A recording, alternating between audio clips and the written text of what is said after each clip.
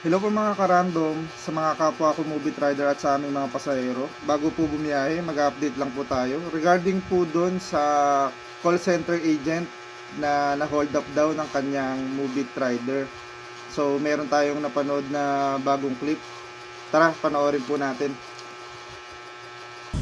Nung hinatid niya po ako, meron po siyang mga sinasabi na hindi po dapat niyang sinasabi. Sabi niya, may anak na po kayo ma'am. Sabi ko, opo, 2 na.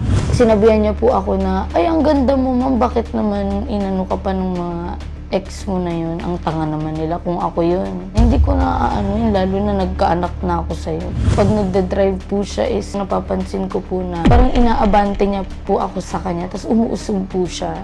Yung para magbe-break siya, opo, tapos ganun. para mabangga. Opo, ganun po. Tapos ang gagawin po niya, di magdidikit po kami, uusog po ulit ako, tapos uusog po ulit siya, tapos ganun na naman po.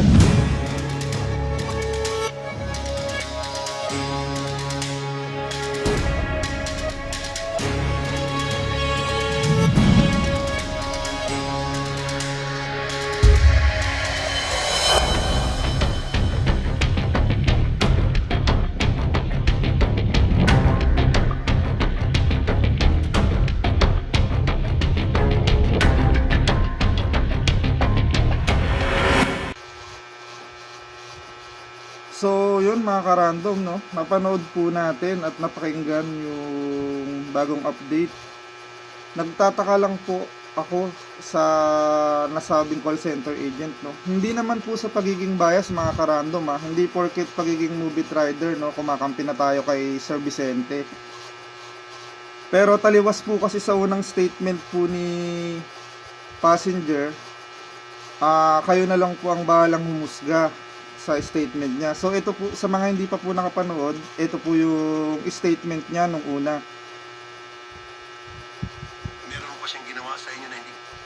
So ito po yun, i-recap lang natin. Tara, pakinggan po natin yung unang sinabi niya patungkol po kay Sir Vicente na movie rider. Meron pa siyang ginawa sa inyo na hindi ka nais-nais. Nung during, like, nung nasa biyahe po kami, okay po siya kasi yung personality niya, talkative po siya. Matanong po siya, ganyan. Ang una pong tanong niya sa akin nung umalis po kami nung Cubao, sabi po niya, ma'am, sino po yung kasama niyo na nakamotor? Sabi ko po, boyfriend ko po yan, kuya. Tapos sabi po niya, bakit po hindi pa po kayo ihahatid? Nakamotor naman po siya. Tapos sabi ko po, hindi kasi kuya, normally ang shuttle ko dito sa Telos Cubao. So dito niya lang talaga ako inahatid and nagsiservice po ako.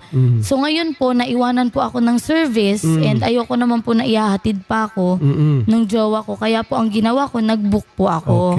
Okay. So yun mga karandom, narinig natin yung sa unang interview, sa unang panayam nila kay Sir Rapi Tulfo. Kayo na lang pong bahalang humusga kung sino po bang nagsasabi sa kanila ng totoo para hindi po tayo maging bias. At saka siguro hintayin na lang po muna natin yung magiging update din patungkol po dun sa nasabing issue at iwasan po muna natin magbigay ng mga komento. At then sana lumabas na rin kung ano po talaga, kung sino po talaga nagsasabi ng totoo. So yun, hanggang dito lang muna mga karandom, no? Siguro hintay na lang din natin yung next update. Mag-update na lang din po tayo ulit dito sa page kapag meron na pong bagong update. Hanggang dun lang muna mga karandom, sa mga kapwa ko movie rider dyan at sa aming mga pasahero. Mag-iingat po tayo lahat. Maraming salamat po.